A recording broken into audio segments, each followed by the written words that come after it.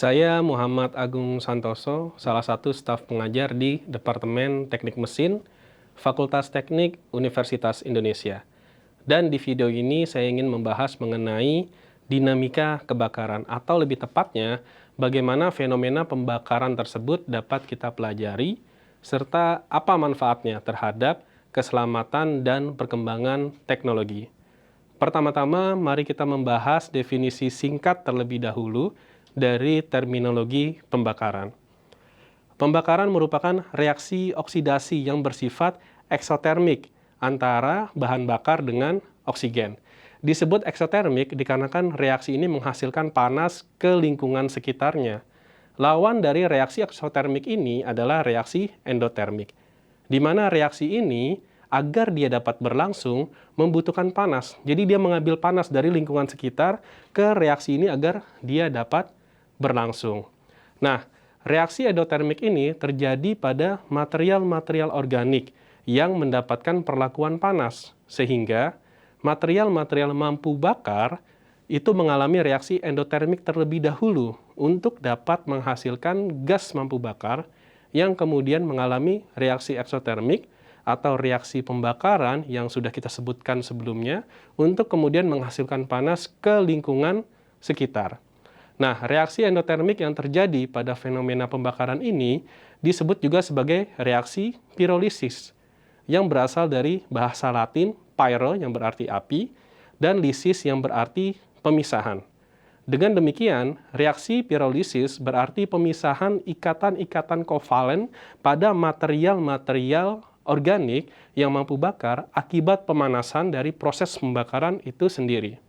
Selain gas mampu bakar, reaksi pyrolysis ini juga menghasilkan produk lainnya seperti arang, tar, abu, atau ash. Dengan demikian, dinamika kebakaran adalah suatu pembahasan yang mempelajari respon dari sifat pembakaran material mampu bakar, yang kemudian dia akan mengalami reaksi pyrolysis dan reaksi pembakaran berdasarkan interaksinya dengan kondisi pemanasan dari proses pembakaran secara radiatif, konvektif, dan konduksi, serta bagaimana interaksinya dengan lingkungan sekitarnya. Nah, sifat-sifat pembakaran yang penting untuk diamati antara lain temperatur penyalaan, temperatur kebakaran, baik bahan bakar itu sendiri ataupun ruangan atau bangunan di mana kebakaran itu terjadi, kemudian laju penyebaran nyala api di material yang sedang terbakar, dan seberapa banyak produksi asap kebakaran yang dihasilkan dan seberapa toksik asap yang dihasilkan dari proses kebakaran ini. Kemudian bagaimana dinamika pergerakan asap kebakaran itu sendiri. Berbagai sifat pembakaran ini dapat dipelajari secara eksperimental ataupun komputasional. Secara eksperimental, yakni dengan melakukan pengujian aktual di laboratorium melalui pembakaran secara terkendali suatu sampel bahan bakar yang kemudian kita ukur berbagai parameternya seperti temperatur sampelnya, massa sampelnya, fluks panas dari nyala api yang diterima oleh material mampu bakar dan juga lingkungan sekitarnya, serta konsentrasi asap pembakaran yang dihasilkan. Alternatif dari metode eksperimental ini adalah metode komputasional, di mana kita mencoba memprediksi perilaku pembakaran suatu material mampu bakar berdasarkan hukum-hukum fisika yang telah kita ketahui sebelumnya, seperti konservasi massa, spesies, momentum, energi, dan persamaan keadaan untuk properti-properti termodinamika. Nah, sejauh ini, maka apa nih manfaatnya untuk memahami dinamika kebakaran?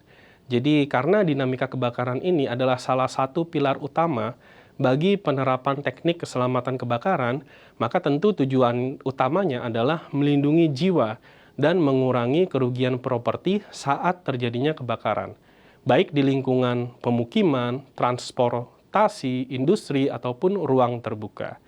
Kemudian, tentunya pemahaman dinamika kebakaran yang baik akan sangat membantu untuk menghasilkan desain proteksi kebakaran yang efektif, baik proteksi kebakaran aktif seperti sprinkler, detektor, sistem ventilasi asap, ataupun proteksi kebakaran pasif seperti prediksi atau pencegahan keruntuhan suatu struktur yang sedang mengalami kebakaran. Kemudian optimalisasi jalur evakuasi, perumusan regulasi dan standar, serta pengembangan pemodelan komputasi dan simulasi yang lebih efisien dan akurat. Nah, berikutnya bagaimana sisinya dari perkembangan teknologi? Maka pemahaman dari dinamika kebakaran ini memiliki peran dalam contohnya pemanfaatan AI dan Internet of Things dalam merancang sistem pencegahan dan penanggulangan kebakaran yang lebih responsif, efektif, dan efisien, serta membantu merancang teknologi dan material baru dan terbarukan yang aman dari resiko kebakaran, seperti kendaraan listrik, material bangunan yang lebih ramah lingkungan, serta sistem pembangkit daya yang berkelanjutan. Jadi sejauh ini, di samping semua bahaya yang berkaitan dengan kebakaran, tetap tidak dapat kita pungkiri bahwa fenomena dan teknologi pembakaran telah berkontribusi besar bagi kemaslahatan dan kemajuan peradaban manusia. Bahkan mungkin akan tetap relevan sampai 10 hingga 20 tahun ke depan. Namun, permasalahannya, saat fenomena pembakaran tersebut tidak terkendali, maka dapat menyebabkan kerugian jiwa dan properti yang tidak sedikit skalanya. Sehingga kiranya pepatah berikut dapat dengan baik menyimpulkan kontribusi fenomena pembakaran terhadap kehidupan manusia. Sekian dari saya, terima kasih dan semoga bermanfaat.